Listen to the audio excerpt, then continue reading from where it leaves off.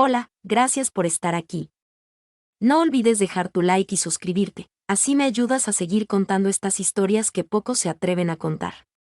Me llamo Carmen, y lo que voy a contarte no es un simple recuerdo ni una exageración, sino la historia más profunda que guardé en silencio por más de 3 décadas. Durante 30 años enteros, viví atrapada dentro de una mentira tan bien construida que incluso yo misma llegué a creer que era verdad. Me inventé un hogar feliz, una familia unida, una vida tranquila. Me convencí de que esa fachada era suficiente para vivir en paz. Pero detrás de cada sonrisa fingida, de cada rutina cuidadosamente planeada, se escondía un vacío que ni yo sabía cómo llenar.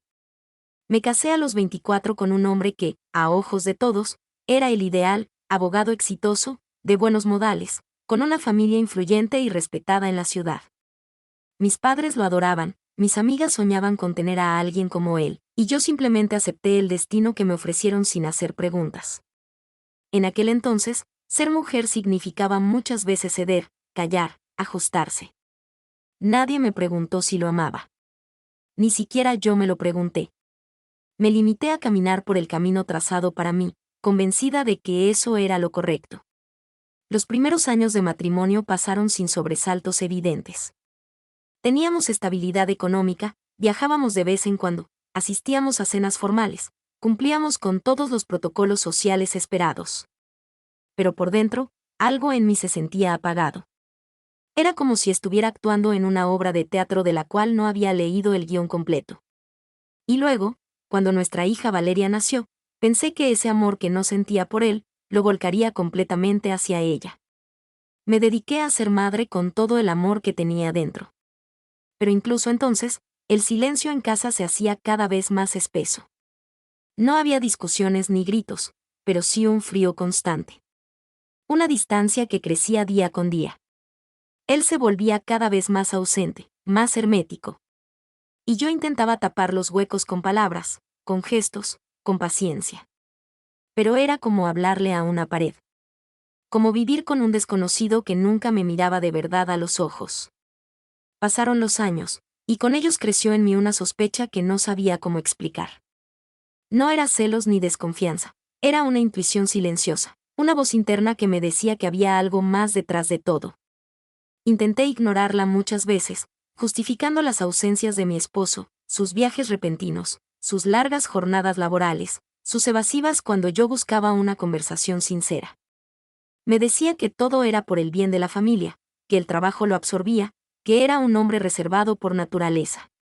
Hasta que un día, mientras ordenaba su estudio buscando unos documentos de impuestos, encontré una caja de madera escondida en el fondo de un cajón con doble fondo. La abrí sin saber que dentro cambiaría mi vida para siempre. Allí había cartas cuidadosamente dobladas, algunas con fechas de más de una década atrás. No estaban dirigidas a mí, ni firmadas por una mujer. Eran de otro hombre. Las leí una tras otra con el corazón latiendo con fuerza, sintiendo que cada palabra era una puñalada, pero también una revelación que por fin ponía orden a tantos años de desconexión emocional. No eran cartas de amistad. Eran de amor.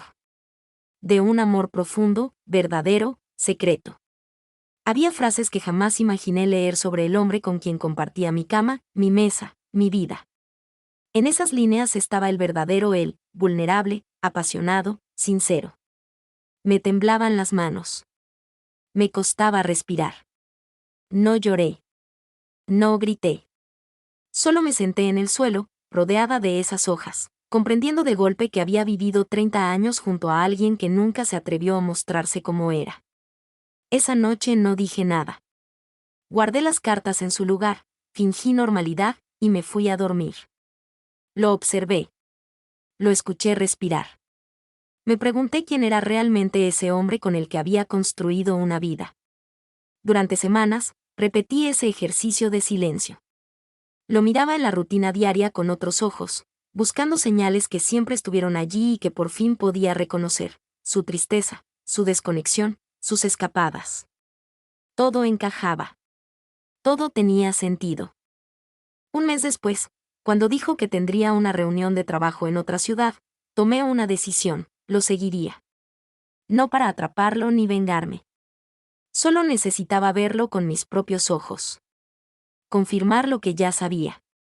Me sentía en una especie de trance donde la verdad era lo único que podía devolverme el control sobre mi vida. Lo seguí hasta una pequeña cafetería en una calle discreta. Lo vi llegar y sentarse en una mesa. Minutos después, llegó él. El hombre de las cartas. No hubo besos ni caricias escandalosas. Solo miradas largas, sonrisas auténticas y una complicidad que dolía ver porque jamás la tuve con él. Fue entonces cuando comprendí que lo que había entre ellos no era pasajero. Era amor. Amor real. Uno que él nunca tuvo el valor de vivir con libertad. Volví a casa en silencio, con lágrimas que no derramé en público. Y esa noche, por primera vez en años, lo enfrenté. Le dije que había leído las cartas. Que los había visto. Y le pedí una sola cosa, la verdad. No me mintió. Lloró. Me confesó que había vivido toda su vida en una prisión que él mismo construyó. Que me quiso, sí, pero como se quiere a una amiga. Que su corazón siempre le perteneció a otro. Que su mayor temor fue decepcionar a todos. No hubo gritos. No hubo golpes en la mesa. Solo silencio. Un silencio nuevo. Un silencio donde, por fin, la verdad tenía lugar. Decidimos separarnos sin odio. Por nuestra hija, por nosotros, por lo que alguna vez fuimos. Fue una separación tranquila, madura, sin escándalos. Él se mudó a un departamento en el centro. Yo me quedé con la casa. Nuestra hija, Valeria, tenía ya la edad suficiente para comprender. Le costó, sí. Lloró. Se enojó. Pero con el tiempo, y con muchas charlas honestas, entendió que su padre no era un monstruo, ni su madre una víctima. Éramos dos seres humanos atrapados en una mentira cómoda, una mentira que sostenía las apariencias pero no nos dejaba respirar. Me tomó tiempo sanar. No fue fácil desmontar 30 años de costumbres, recuerdos y rutinas. Pero lo hice. Me reconstruí a los 54. Aprendí a estar sola. A disfrutar de mi silencio, de mis espacios, de mi libertad. Por primera vez en mi vida, sentí que la casa me pertenecía. Que cada rincón hablaba de mí. Un año después de la separación, decidí vender la casa y mudarme a un pequeño apartamento frente al mar. Quería empezar de cero, sin fantasmas en los pasillos ni muebles que me recordaran lo que había sido. Comencé a escribir. Siempre me gustó contar historias, pero nunca me animé. Ahora, con tanto por decir, las palabras salían solas. También retomé la pintura, algo que había dejado cuando me casé. Me inscribí en talleres, hice nuevas amigas, volví a reír con ganas. Fue en uno de esos talleres donde conocí a Clara. Ella también había pasado por una separación dolorosa. Nos hicimos cercanas. Al principio fue solo amistad. Pero con el tiempo, descubrí en ella una ternura que nunca había experimentado. No fue un amor de novela ni una pasión desbordada. Fue algo suave, verdadero, que creció día a día. Al principio tuve miedo. Me preguntaba si estaba confundida, si a esa edad tenía sentido abrir el corazón otra vez. Pero cada vez que hablábamos, sentía que ella me escuchaba de verdad. Que no tenía que fingir ser fuerte, ni perfecta, ni sabia. Con ella, simplemente podía ser. Clara me enseñó que nunca es tarde para volver a empezar. Que el amor no entiende de edades, de géneros ni de reglas impuestas. Que lo importante es cómo te hacen sentir. Con ella aprendí que el amor puede ser calmo, sin estridencias, sin tormentas. Mi hija tardó en entenderlo. Al principio le costó aceptar que su madre pudiera amar a otra mujer. Pero nunca me cerró las puertas. Solo necesitaba tiempo.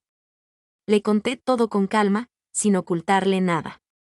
Le mostré que seguía siendo la misma madre de siempre, solo que ahora, más libre.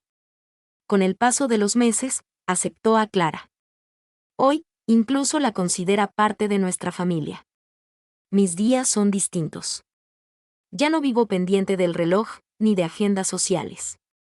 Me levanto cuando quiero, camino por la playa, cocino lo que me gusta.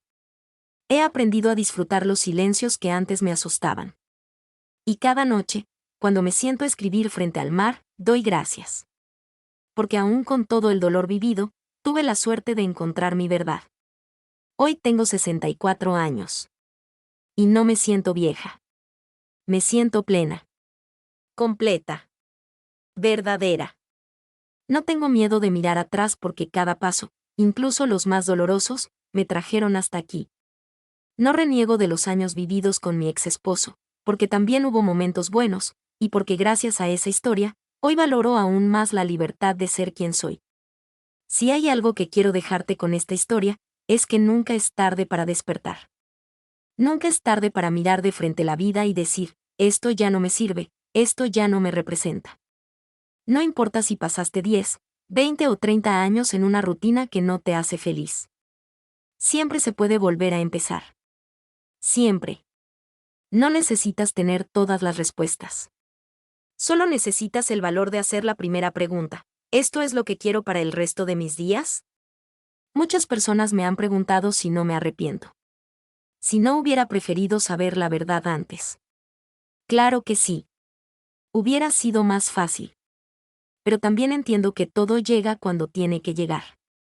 Y la verdad, aunque tarde, siempre libera. Hoy vivo con Clara, en una casita modesta pero llena de amor. Cultivamos nuestras flores, cocinamos juntas, nos sentamos al atardecer a tomar café y a hablar de la vida. No todo es perfecto, pero es real. Y eso vale más que cualquier fachada de felicidad. Mi hija nos visita a menudo. Tenemos una relación hermosa, más honesta que nunca. Me escucha, me respeta, me admira. Y eso, para mí, es uno de los mayores logros de esta nueva etapa. Si llegaste hasta aquí, gracias. Gracias por escuchar mi historia. Por dejarme entrar en tu vida por unos minutos. Ojalá te sirva. Ojalá te inspire. Ojalá te recuerde que vivir con verdad es el regalo más grande que puedes darte. No lo postergues más. A veces, todo lo que necesitamos es dar un paso fuera del guión y escribir uno nuevo con nuestras propias palabras.